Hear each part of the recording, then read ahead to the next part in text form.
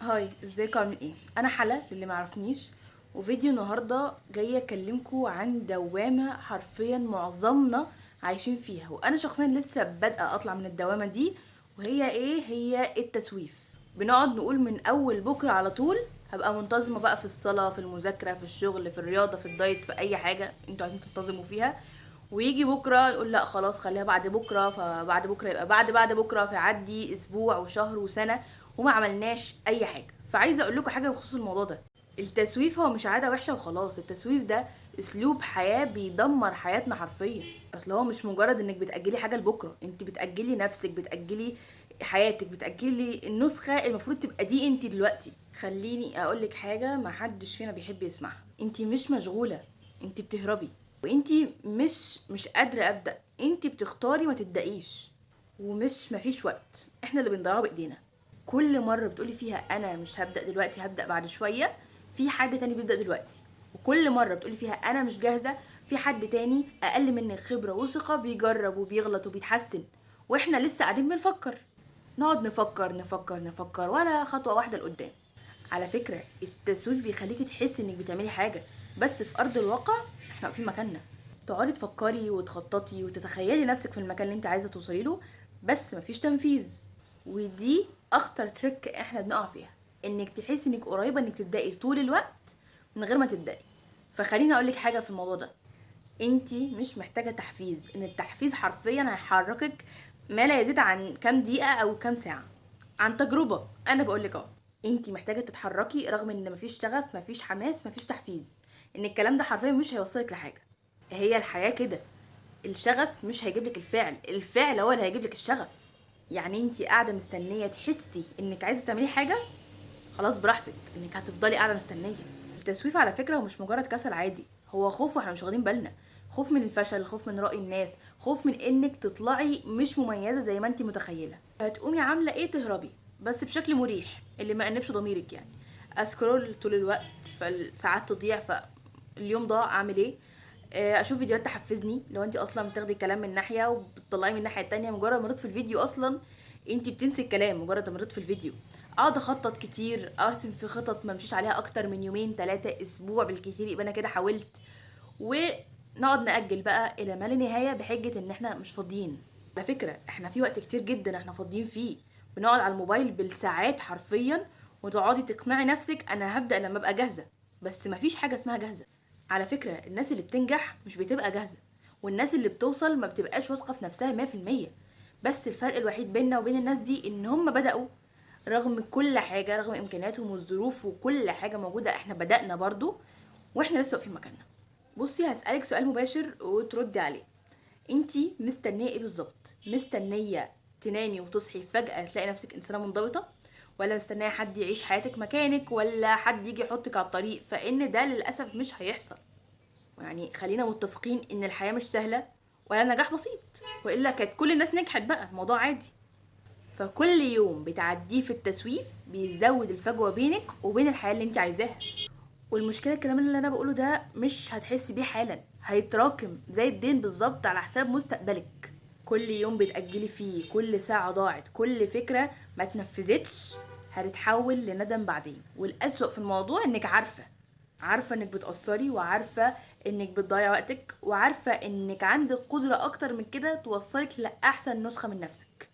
وده اللي يزعل في الموضوع اكتر، انك واعيه بكل الكلام ده. عشان انتي مش جاهله، على فكره انتي بتتجاهلي، انتي بتختاري الراحه المؤقته على حساب مستقبل طويل. وخليني اقولك حاجه هي رخمه شويه بس لازم تكوني مدركه لده: انتي مش ضحيه التسويف. انتي كل مره بتمسكي فيها الموبايل بدل ما تقعدي تشتغلي على نفسك ده قرارك، وكل مره بتاجلي وتقولي بعدين ده برضو قرارك. واحنا حياتنا بتتبنى على اساس قراراتنا اللي احنا بناخدها دي، فانتي اللي بتقرري برضو انتي عايزه تبني حياتك على اساس ايه. ومشكلتك مش انك مش عارفه تعملي ايه، المشكله انك مش عايزه تدفعي الثمن، لان النجاح له ثمن: تعب ومال وفشل وغلطات واحراج ساعات كمان. انت عايزه النتيجه من غير ما تعيشي الرحله، عايزه توصلي من غير ما تتعبي، عايزه توصلي لمرحله ان انا مميزه من غير ما امر بفتره ان انا عاديه. بس ده وهم، مفيش حد بيوصل من غير ما يعدي بالفتره الصعبه. بس الفرق في ناس بتفضل متعلقه في الفتره دي ما بيتحركوش، وناس بتعدي الفتره دي. قلت التسويف ان بيخليكي تحسي انك فاشله مع انك مش كده، فبالتالي لما تحسي كده بتاجلي اكتر، وتبقى دايره مقفوله بقى منعرفش نطلع منها. وكل ما الوقت هيعدي البداية هتبقى أصعب، مش عشان الحاجة نفسها صعبة، لأ، بس عشان هتحسي إنك اتأخرتي، وهيبقى عندك تأنيب أكبر اللي هو أنا ليه ما بدأتش من قبل كده. فاسمعي اللي أنا هقولهولك ده كويس أوي. مفيش وقت مثالي ومفيش بداية مثالية، في بداية وخلاص. انتي مش محتاجة تخططي أكتر، انتي محتاجة تتحركي حتى لو قليل. 10 دقايق شغل أحسن من 3 ساعات تفكير. حاجة بسيطة قوي هتفيد مستقبلك أحسن من فكرة عبقرية مش عارفة تنفذيها. المشكلة إن دماغنا تبقى دايما عايزة المثالية، اللي هو يا إما نبقى جامدين قوي يا إما بلاش. فده أكبر سبب للفشل حرفيا، إن بلاش دي هي اللي بتكسب كل مرة. خليني أفكرك بحاجة، الوقت مش واقف مستنيكي. كل يوم بتأجلي فيه بيتخصم من طاقتك ومن فرصك ومن حماسك، وبعد فترة مش هتبقي بس متأخرة، هتلاقي نفسك تعبتي من كتر ما فكرتي من غير ما تنفذي، من غير ما تعملي. وده أسوأ نوع تعب، تعب من غير نتيجة. مشكلة التسويف يا جماعة إنه بيسرق منك تقديرك لنفسك. يعني انتي كل مرة بتوعدي نفسك وعد وبتكسري الوعد ده، ثقتك في نفسك بتقل، ومع الوقت هتبدأي ما تصدقيش نفسك أصلا. اللي هو كلمة هبدأ من بكرة دي ما عادش ليها معنى خلاص. فده غلط جدا، لان مش واثق من نفسه هيفضل واقف مكانه. عايزه حل؟ مش هقولك اعملي جداول، لان معظمنا عمل جداول ومعرفناش نمشي عليها. الحل بسيط جدا لكنه صعب شويه. اعملي الحاجه وانتي مش عايزه تعمليها، زي ما بقولك كده، اقعدي اعمليها بس لمده 5 دقايق من غير مود، من غير حماس، من غير اي حاجه. مش عشان تنجزي، بس عشان تكسري الجمود بتاعك. عشان اكبر كدب عقلك بيقولها اصل انا مش في المود فمش هبدا. وخلي بالك المود مش بيجي قبل ما تعملي حاجة، بيجي بعديها. لو فضلتي مستنية المود يجيلك مش هيجي. انتي محتاجة تبقي انسانة بتنفذ رغم شعورها مش على حسب شعورها، عشان مشاعرك دي متقلبة. لكن قراراتك هي اللي بتحدد حياتك.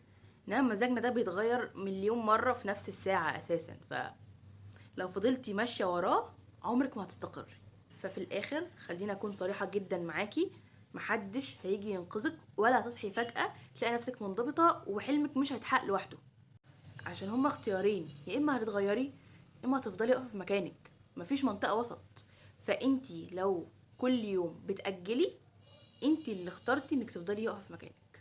فالسؤال هنا مش ازاي ابطل تسويف، السؤال هو انا مستعدة اني استحمل عدم الراحة شوية والمطبات اللي هتواجهني عشان ابقى احسن ولا لأ.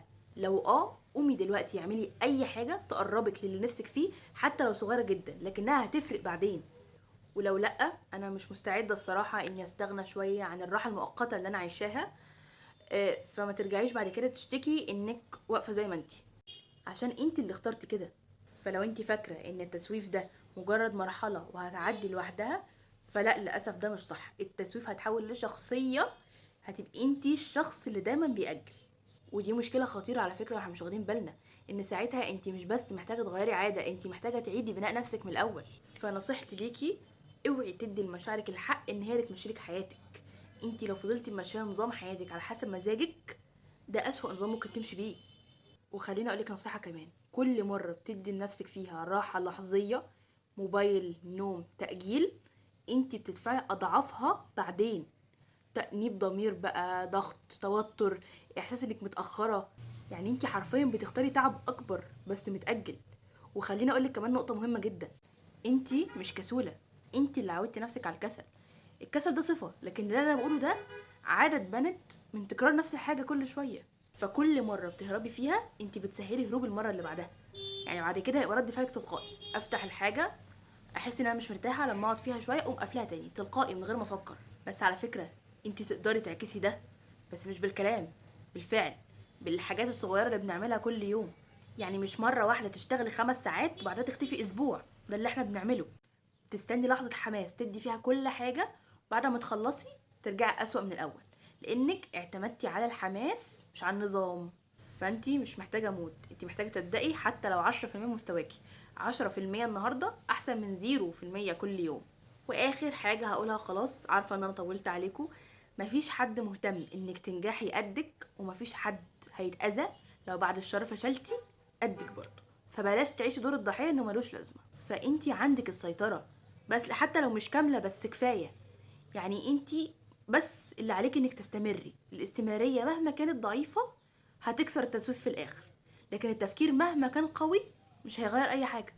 فدلوقتي بعد كل الكلام ده، قومي اعملي الحاجة اللي بقالك فترة مأجلاها وسيبي الموبايل، ومش بكره، لا النهارده دلوقتي، حرفيا مالكيش اعذار خلاص كده. وعايزاكي تبقي ترجعي هنا بعد شويه تقولي عملتي ايه فعلا يفيدك. وبس خلاص كده.